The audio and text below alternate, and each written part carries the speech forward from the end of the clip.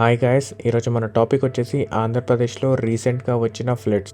ఈ 4 డేస్లో ఆంధ్రప్రదేశ్లో హెవీ రెయిన్స్ వల్ల ఎంత ఫ్లడ్స్ వచ్చిందో, ఏ రకంగా ఇంపాక్ట్ అయిందో నేను ఈ వీడియోలో క్లియర్గా ఎక్స్ప్లెయిన్ చేశాను. Welcome to my channel Phani Chandra vlogs. Do subscribe and like. Thanks. Day 1 Friday 30th August రోజు మెట్రోలాజికల్ డిపార్ట్మెంట్ ఒక క్లైమేట్ సర్వే గురించి, చేంజెస్ గురించి అనలైజ్ చేసి ఏ పర్టికులర్ టైం నుంచి ఏ పర్టికులర్ డే వరకు రెయిన్ ఎక్స్పెక్టెడో క్లియర్గా ఇన్ఫర్మేషన్ ఇస్తుంది. అలాంటి ఒక వార్నింగ్ని ఆంధ్రప్రదేశ్ గవర్నమెంట్కి ఇష్యూ చేసింది.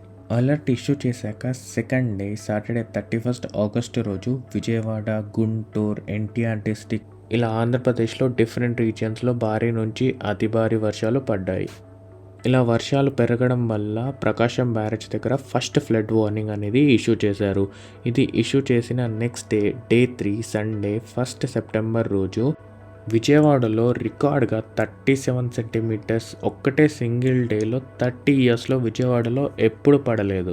ఇలా కంటిన్యూస్గా వర్షాలు పడడం వల్ల సెకండ్ ఫ్లడ్ వార్నింగ్ని ఇష్యూ చేశారు. Second level flood warning issue చేయడం వల్ల ప్రకాశం బ్యారేజ్లో ఉన్న 9.17 lakh క్యూసెక్స్ వాటర్ని బే ఆఫ్ బెంగాల్లోకి విడుదల చేశారు. డే 4 మండే 2 సెప్టెంబర్ రోజు గవర్నమెంట్ రెస్క్యూ ఆపరేషన్స్ని మరియు చాపర్స్ని డిప్లాయ్ చేసింది.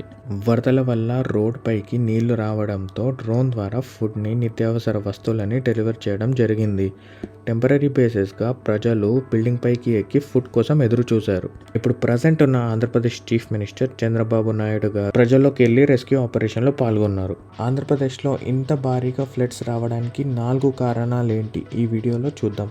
మొదటిగా బే ఆఫ్ బెంగాల్లో ఏర్పడిన లో ప్రెషర్ సిస్టమ్. లో ప్రెషర్ సిస్టమ్ అంటే మాన్సూన్ సీజన్లో ఇది కామన్గా చూడటం జరుగుతుంది. మెయిన్గా వెదర్ డిస్టర్బెన్స్ వల్ల, హెవీ రెయిన్ఫాల్ వల్ల ఈ లో ప్రెషర్ సిస్టమ్ అనేది ఏర్పడుతుంది. సెకండ్ మెయిన్ రీజన్ వచ్చేసి కృష్ణా రివర్ ఓవర్ఫ్లో అవ్వడం వల్ల. విజయవాడలో చుట్టుపక్కల ఉన్న డిస్ట్రిక్ట్స్ వల్ల వాటర్ హెవీగా ఫ్లో అవ్వడం.